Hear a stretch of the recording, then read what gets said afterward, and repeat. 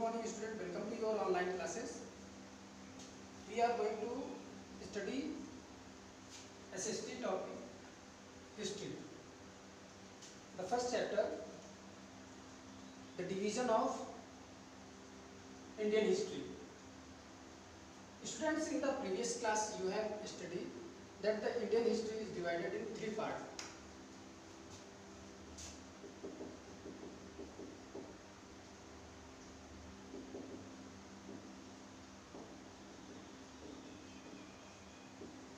History को तीन part में डिवाइड किया गया है और ये हैं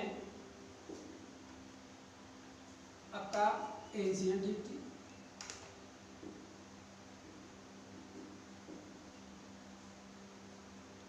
मिडिवल हिस्ट्री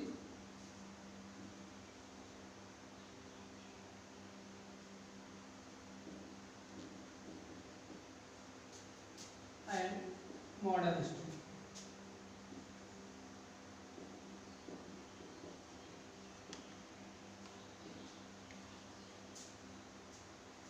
इतिहास को तीन कालखंडों में बांटा गया है, ancient history, medieval history and modern history. Ancient history को हम प्राचीन इतिहास कहते हैं, मिडिवल हिस्ट्री को हम मध्यकालीन इतिहास कहते हैं और मॉडर्न को हम आधुनिक इतिहास के नाम से जानते हैं।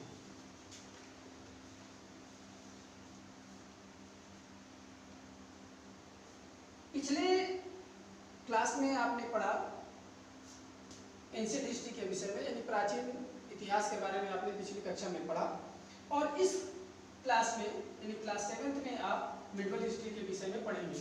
इसका टाइम पीरियड बेसिकली 8वीं शताब्दी से 18वीं शताब्दी 18वीं शताब्दी है।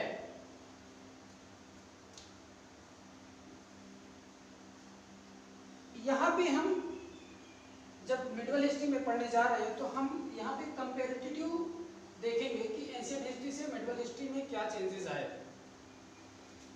इन चेंजेस की अगर हम बात करें तो इसमें पहला परिवर्तन तो ये हुआ कि नए नए साम्राज्यों का उदय हुआ, यानी न्यू किंगडम्स।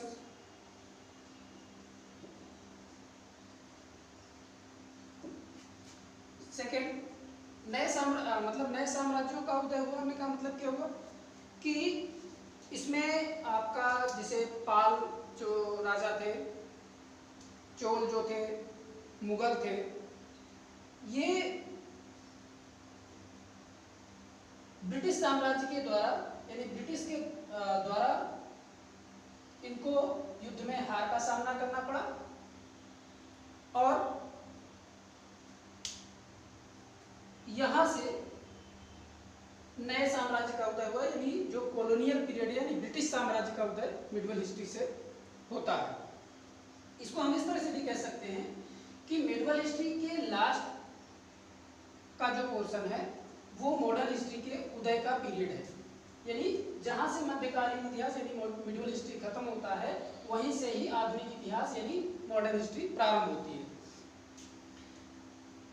यहाँ पे दूसरी चीज हमको देखने को मिली और वो ये देखने को मिली कि मिडिवल हिस्ट्री के दौरान ही हमारे देश को बहुत सारे नाम से भी पुकारा जाने लगा, जैसे इंडिया, भारत,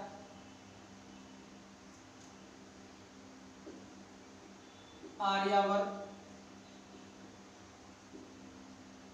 जम्बूद्वीप,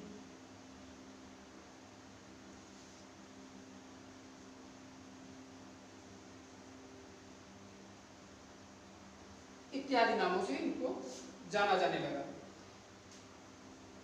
यहाँ पे जो जम्बूद्वीप है इसका मतलब जम्बू एक फल का नाम है, जामुन जिसे कहते हैं, और द्वीप यानी आइसलैंड। बेसिकली भारत क्या है, जब इसको इस कॉन्सेप्ट में देखा जाने लगा तो an island of Jambu tree, इस तरह से नाम जाने इस नाम से इसको जाना गया। और इसके बाद इसको हिंदुस्तान के नाम से भी जाना जाता है। तो हिंदुस्तान का मतलब होता है द लैंड ऑफ हिंदूज। ये नए नाम जो है वो भारत को इस युग के दौरान मिले। इसके बाद बात आती है सोर्स ऑफ पीरियड। इस समय के इतिहास को पढ़ने के लिए कौन कौन से स्रोत हैं जिनके आधार पर इस कालखंड के इतिहास को पढ़ा जा सकता है।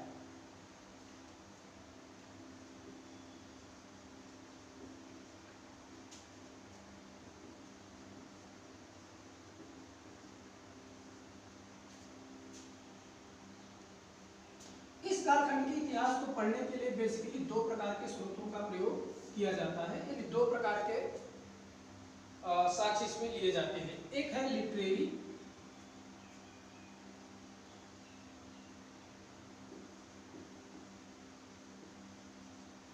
और दूसरा है आर्कोलॉजिकल।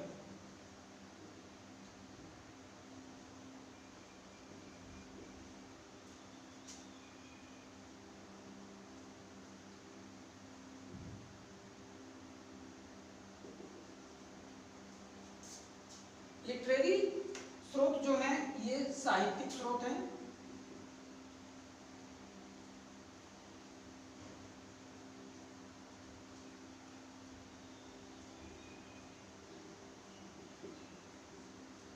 और ये हैं पुरातात्विक।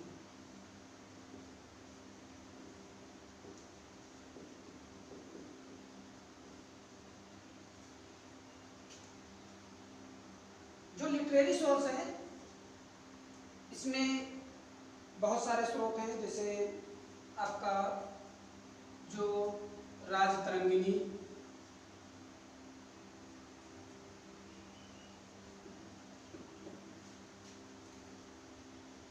ये एक पुस्तक है जिसको कल्हाना नामक राइटर ने लिखी है।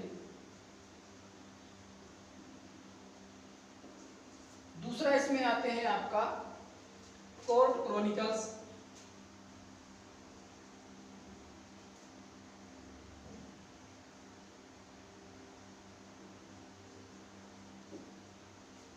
कोर्ट क्रॉनिकल से तात्पर्य है दरबारी इतिहासकारों से, यानी जो राजा के दरबार में इतिहासकार रहते थे उस राजा के विषय में वो एक लेख लिखते थे और उस लेख को क्रमबद्ध तरीके से व्यवस्थित करते थे और आगे चल के फ्यूचर में उसका अध्ययन किया जाता था। तो ये जो कोर्ट क्रॉनिकल्स हैं बेसिकली ये क्या है, राजा के दरबार के जो इतिहासकार हैं उनके लेख हैं। जैसे इसमें उदाहरण के लिए मिनहाज सिराज ये लिखा,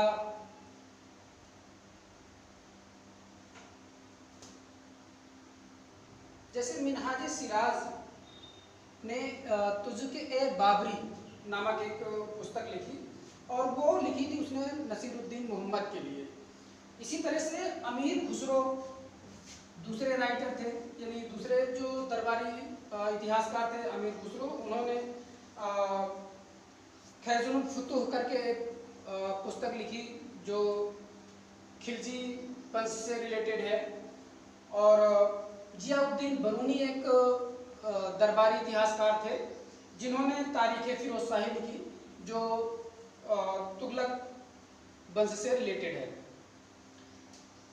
इसके बाद इसमें जो इसका दूसरा पोर्शन होता है, ये फर्स्ट पोर्शन में है, इसमें राजतरंगिणी कल्हाना ने लिखा, कोर्ट क्रॉनिकल्स में जैसे मैंने आपको बताया कि मिनहाज सिराज ने लिखा, अमीर खुसरो ने लिखा, जियाउद्दीन बरूनी ने लिखा।